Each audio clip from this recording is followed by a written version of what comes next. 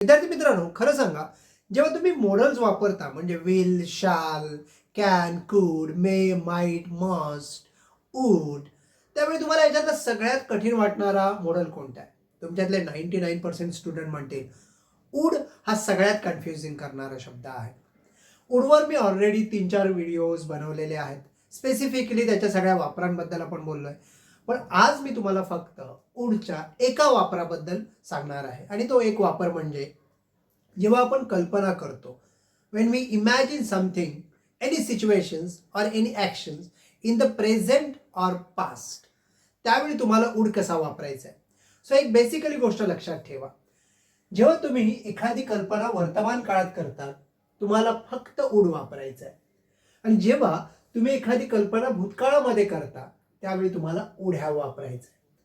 आता वूड आणि wood have वापरताना अजून एक काळजी घ्यायची, ती म्हणजे वूड वापरलं, एकटा वूड वापरलं की क्रियापदाचं नेहमी पहिलं रूप वापरायचं, म्हणजे वूड गो. पण जर तुम्ही वूड हॅव म्हणालात तर तुम्हाला वूड हॅव गो म्हणता येत नाही, तुम्हाला म्हणावं लागतं वूड हॅव गॉन. लक्षात आलं? सो सिम्पली क्रियापदाचं इकडे पहिलं रूप वापरायचं वूडच्या जोडीला. वूड हॅव वापरलं तर तुम्हाला क्रियापदाचं नेहमी तिसरं रूप वापरता येईल, जसं की would see, would have seen. So basically ही एक गोष्ट लक्षात आली.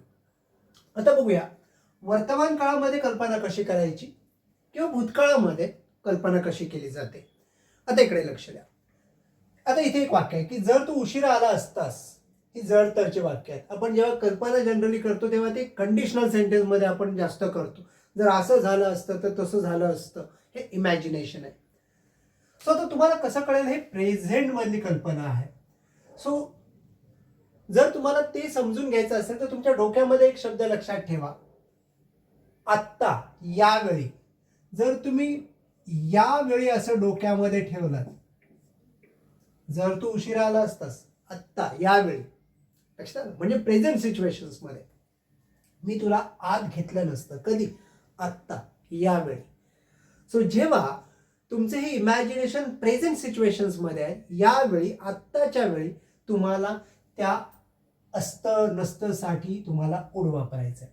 आता जर तुम्ही कंडिशनल सेंटेन्स यूज करताय, जनरली आपण जे वापरतो ते कसं वापरतो, जसं की बघा, जर तू उशिरा आला असतास, इंग्लिश कसं होईल?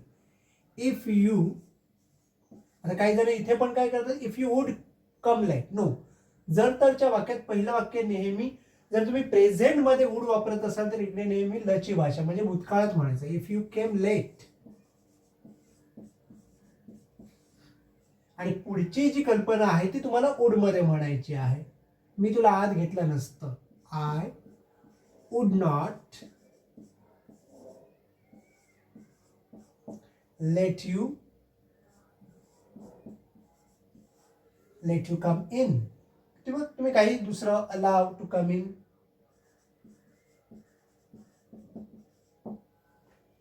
सो इथे तुम्ही वुड वापरला, लक्षात आलं? कारण तुम्ही आता, सो यावेळी हा शब्द लक्षात ठेवला तर तुम्हाला वुड वापरता येईल. आता इथे दुसऱ्या सिच्युएशन्स मध्ये बघा, मी त्याला पार्टीला नाही बोलावलं, म्हणजे मी भूतकाळात ती गोष्ट नाही केली. हे नॉर्मली सिंपल पास्ट आहे. मी त्याला पार्टीला नाही बोलावलं. सो तुम्ही सिम्पली काय म्हणणार? I didn't invite or call. I didn't invite him to the party. इथपर्यंत तुम्हाला काहीच प्रॉब्लेम नाहीये. ही नॉर्मली तुम्ही भूतकाळातली एखादी गोष्ट केली नाही. I didn't invite him to the party. पुढे तुम्ही जे म्हणताय तसाही तो आला नसता, म्हणजे बोलावला असता तरी काय, जरी बोलावला असतं तरी काय, आला तर नसता असतो. सो यावेळी तुम्ही इमॅजिन करताय भूतकाळामध्ये, कारण तुमची पार्टी काल झाली असेल, परवा झाली असेल, 10 दिवसापूर्वी झाली असेल, तुम्ही त्यावेळची गोष्ट करताय, भूतकाळातली. लक्षात आलं? सो यावेळी आणि त्यावेळी हा जर संबंध तुमच्या लक्षात आला, तसाही तो आला नसता. ही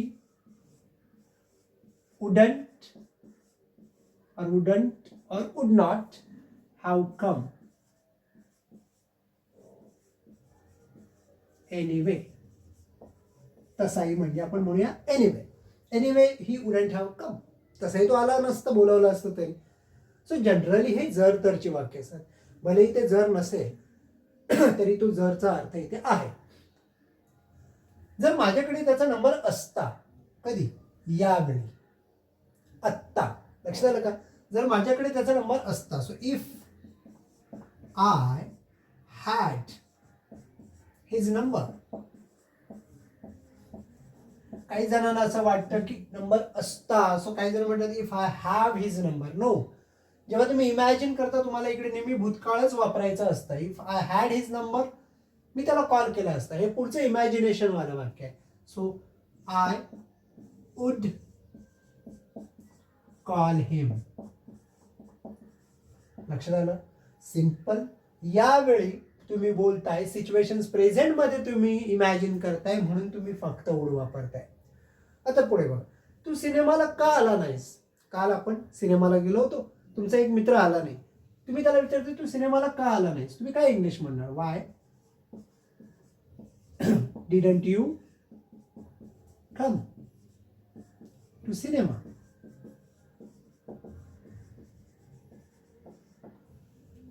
बरोबर. सो इथपर्यंत तुम्हाला कळलं, हे नॉर्मली एक भूतकाळातील गोष्ट झाली की तू का आला नाहीस. त्यावेळी आम्ही गेलो होतो, तू आला नाहीस. तुला तो खूप आवडला असता, तुला तो सिनेमा खूप आवडला असता. तेव्हा जर काल आला असतास ना, तर तेव्हा बघितला असतास, तुला तेव्हा तो खूप आवडला असता. सो तुम्ही काय म्हणणार? You would have like it. Liked, third form म्हणायचा. So much, very much. लक्षात आलं? कारण हे इमॅजिनेशन तुमचं काल बद्दल आहे, जेव्हा तुम्ही गेला होता त्यावेळी तुला तो आवडला असता. सो हायपोथेटिकली म्हणताय तुम्हाला वुड हॅव म्हणायचं आहे. तू तिला का विचारत नाहीस? तिला आनंद होईल. ओके. समजा एखाद्या गोष्टीबद्दल, एखाद्या तुमची मैत्रीण असेल आणि तुम्ही त्याला विचारत नाही, एक व्यक्ती, तुम्ही म्हणते तिला विचारलं असतं, तिला आनंद होईल. So it's your imagination. Present मधलं तुमचं हे इमॅजिनेशन आहे. सो तू तिला का विचारत नाही? So why don't you ask him?